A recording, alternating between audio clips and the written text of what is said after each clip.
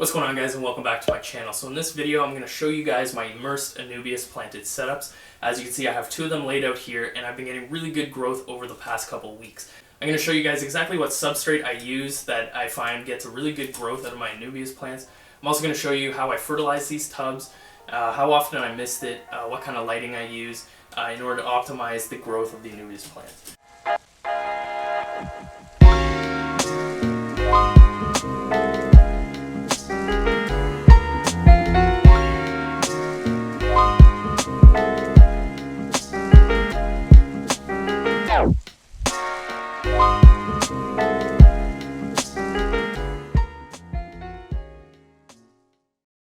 I really love these setups because they allow me to grow Anubias plants faster than any kind of method that I've done in the past. It's really low maintenance, doesn't require a lot of work, and it really opens up a lot of opportunities in the future for setting up new aquariums, so you can have a lot of Anubias going into them right off the get-go, really without breaking the bank. The key to growing a lot of Anubias plants is having a setup like this, which I'm going to get into in this video, but also you have to regularly propagate these plants in order to maximize the amount of baby plants you can get from a mother plant. Now I have a really good video on my channel on how I propagate my Anubias plants. I'll leave a card up above and you guys can check that out if that's something that interests you. Alright guys, so let's get right into it. Alright, and quick side note, the mini desktop aquarium is doing awesome. I added a couple snails in there just to keep things interesting, and I'm still figuring out what kind of plants I'm going to put into it, but that video should be coming out soon, so stay tuned.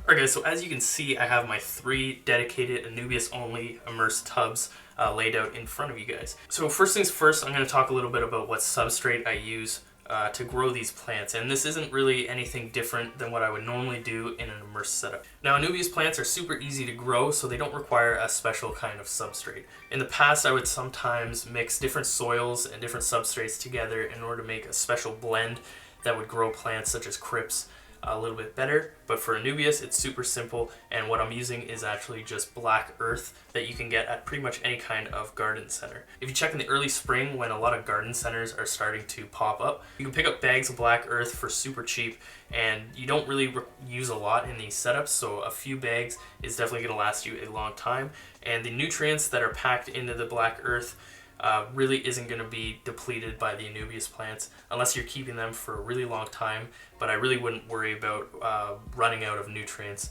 in these setups. So one thing you guys might notice here is that these tubs are really crowded with plants, and this isn't actually optimal because a lot of the leaves of some of the bigger plants are shading out a lot of the smaller plants, and that's why, as you can see here, I try to group the smaller plants together just so that they have a chance of reaching some of the sunlight. That being said, I think that these tubs are definitely due for another propagation and splitting up, and for that I'll probably have to set up a couple more of these setups. So I'm going to be doing that in the future shortly, and that's actually pretty exciting because I'm going to be using the techniques that I've shown you guys in my Anubias propagation video, and I'm going to be able to get a lot more plants out of this and then hopefully start growing them up for upcoming scapes. As for what species of Anubias I'm growing here, I'm pretty sure this is all Anubias nana. Now there may be a few different Anubias nana petites sprinkled in here, but I really don't think so, despite some of the plants having really small leaves. I think they're just baby plants of Anubias nana. Alright, so setups like these are very low maintenance. You only really have to spray them like once a week. Although if you want to get into the tubs more often, you really can't overspray them, and it's even actually a good idea to open up the tubs and just let some CO2 get into them. Although CO2 will find its way into the bins if you don't open them very often because the lids aren't really a tight seal, which is nice because they keep in the humidity but then they allow the plants to kind of breathe. So like I said, all you have to do is really mist the plants at least once a week. You can even do it less than that if you have a good lid and you can see condensation still on the tub. But I do recommend you get in and spray your plants more often than that just to keep the humidity high, and especially if you do what I do, which is mix aquarium fertilizers in with some water in your spray bottle. I find that this is just a simple tip to get even faster growth out of your plants and healthier plants out of the process. So I'll show you guys in a second just what fertilizers I use and how I mix it in with this bottle here. Alright, as you guys can see, I have some fertilizers laid out here. So let's take a little moment to talk about how I fertilize my Anubias plants. Alright, so in our aquariums, Anubias plants like to access their nutrients out of the water column. Now the problem with these immersed setups is that we don't have a water column for the leaves of the Anubias plants to actually absorb any nutrients.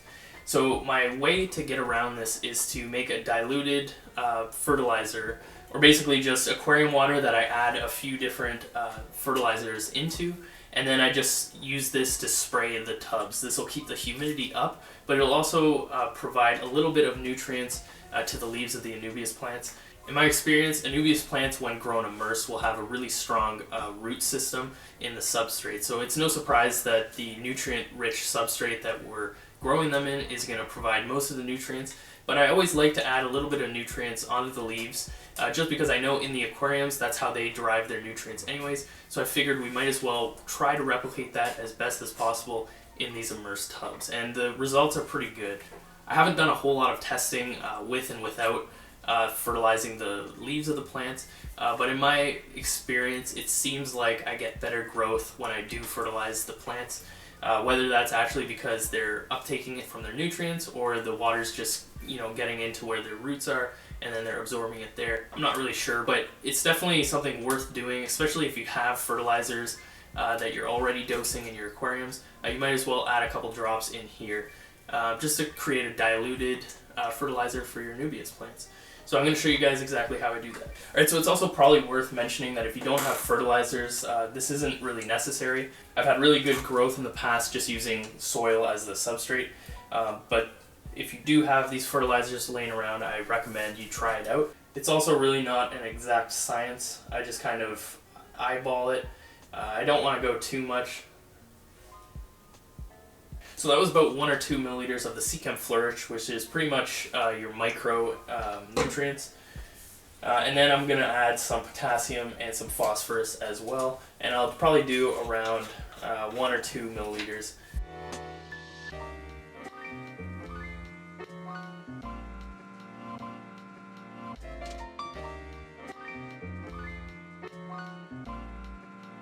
So guys, that's pretty much how I set up my sprayer. It's super simple. I just eyeball it. Honestly, I haven't ever experienced putting too much fertilizers. I have read that it might be possible to burn the plant leaves if you add too much fertilizers directly to the leaves. I've actually never experienced that with this kind of method. That being said, I really wouldn't go overboard with the nutrients. This is mainly just used to supplement the plants with some extra nutrients.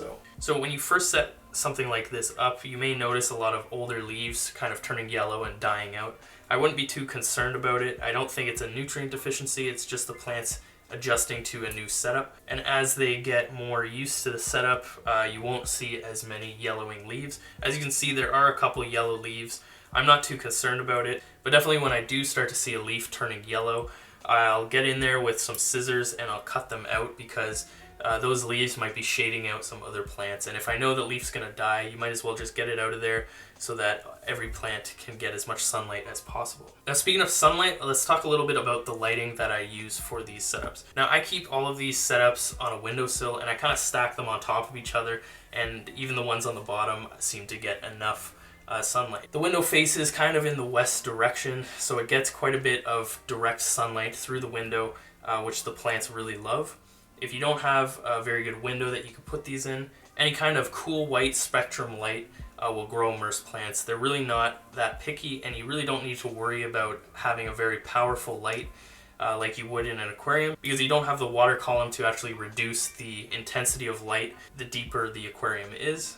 So that's not really an issue with these immersed plants. Now, as for temperature, these plants are growing in a room that sits around 70 degrees Fahrenheit, although when the sunlight is shining on the plants, I'm sure that the greenhouse effects causes the temperature inside to rise. Anubias plants, when grown immersed, are pretty tolerable to a wide range of temperatures, although the warmer the temperature, the faster growth you're going to get.